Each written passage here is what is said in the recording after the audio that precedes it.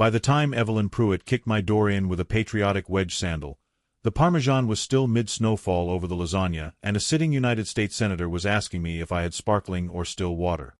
Evelyn chose feral.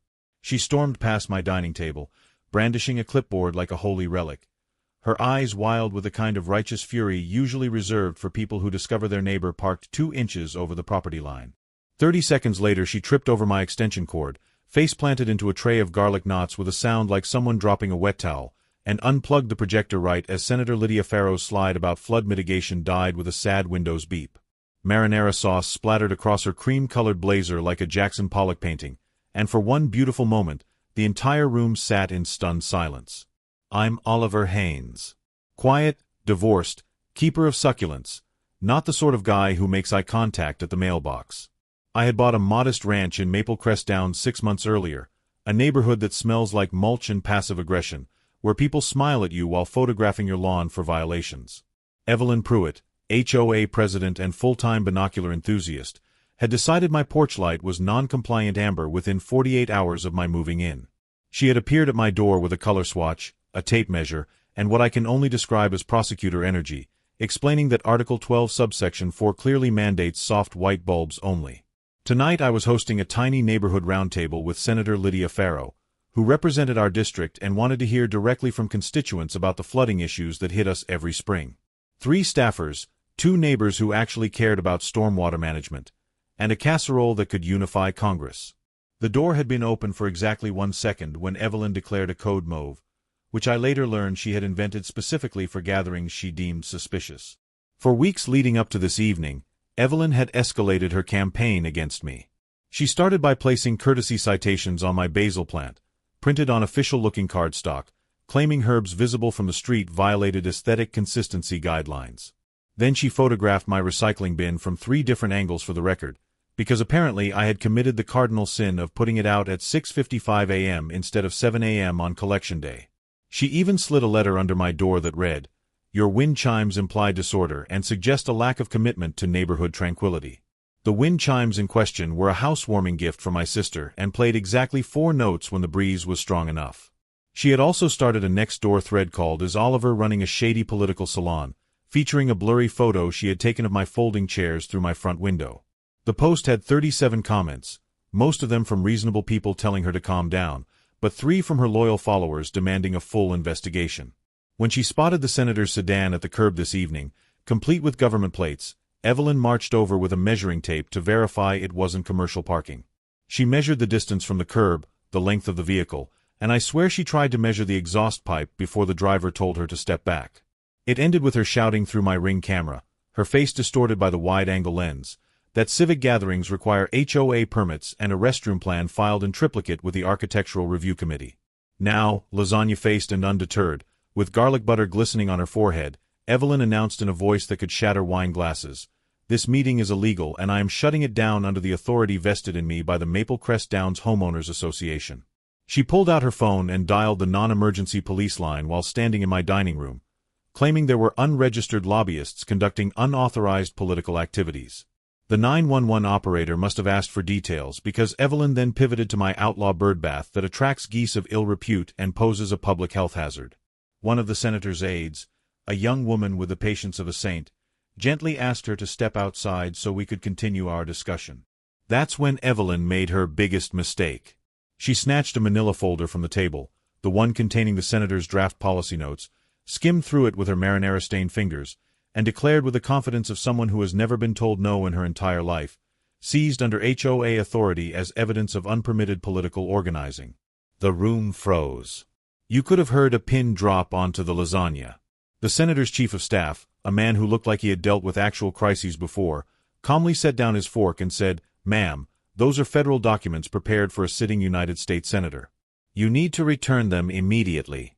Evelyn blinked twice, clearly processing that maybe, just maybe, she had overstepped, then stuffed the folder into her oversized tote bag beside a tape measure, a laminated copy of Section 8.2, and what appeared to be a stapler. Crest Downs had officially intersected with Washington, D.C., and Evelyn was the asteroid. 2 squad cars rolled up within minutes, their lights painting my beige siding in alternating red and blue. Also showing up was the city code inspector Evelyn had summoned with a breathless call about zoning violations and illegal assembly, and awkwardly, the vice chair of the county party who had been invited to the dinner but arrived late and was now standing on my lawn holding a homemade apple pie like a hostage negotiator trying to defuse a situation. My Ring doorbell footage, which I pulled up on my phone and showed to the officers, replayed Evelyn's entire entrance in glorious high definition. Her kick-in with the wedge sandal, the clipboard brandishing, the extension cord trip, the garlic knots tackle, and most importantly, the folder snatch. The officers, two veterans who looked like they had seen everything, exchanged looks that spoke volumes about their collective exhaustion with HOA drama.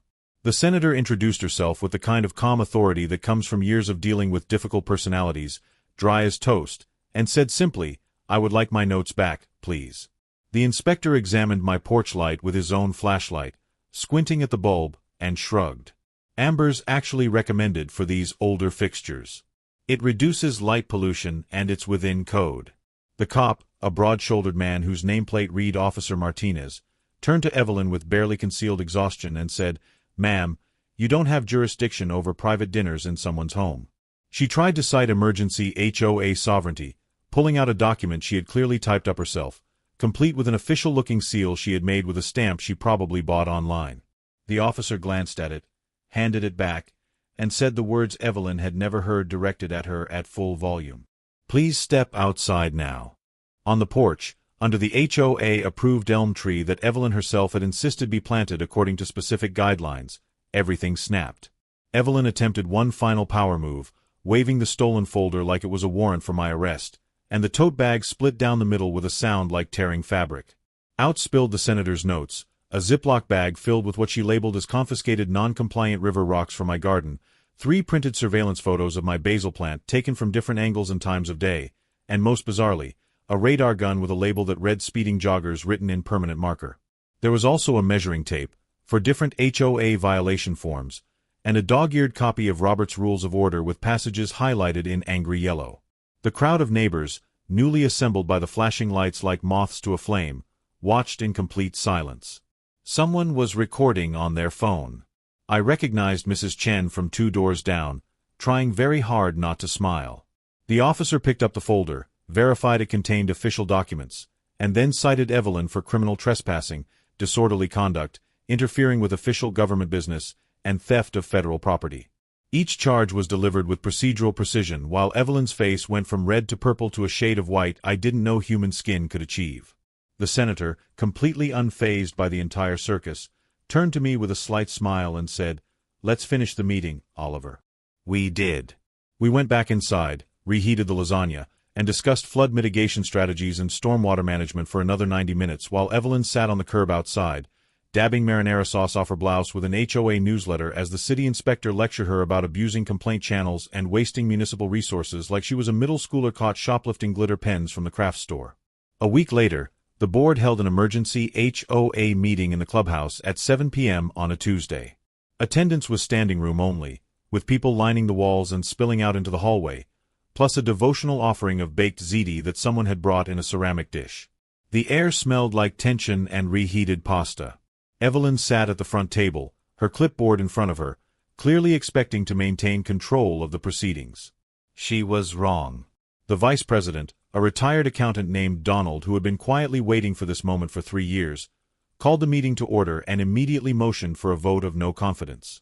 The motion was seconded before he even finished the sentence. Evelyn was removed as president by a vote of 42-3, with the 3 dissenting votes coming from her sister and 2 people who I suspect voted wrong by accident. She was fined $2,000 for trespassing and misuse of HOA authority, the money to be paid to the association's legal defense fund that she had drained with her frivolous complaints. She was given a 1-year ban from all enforcement activities, committee participation, and board meetings. The criminal charges were still pending, but the judge had already added a 100-foot stay-away order for my property, which meant she couldn't even walk past my house on her evening patrols. And in what I can only describe as poetic justice, he sentenced her to 60 hours of community service cataloging invasive geese populations for the very Water and Wildlife Committee she had tried to derail with her disruption of the senator's meeting.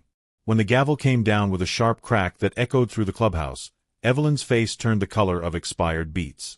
She stood there clutching her clipboard with white knuckles, her mouth opening and closing like a fish, speechless for the first time in recorded history, while the room erupted in applause that she could no longer silence with her ridiculous rules.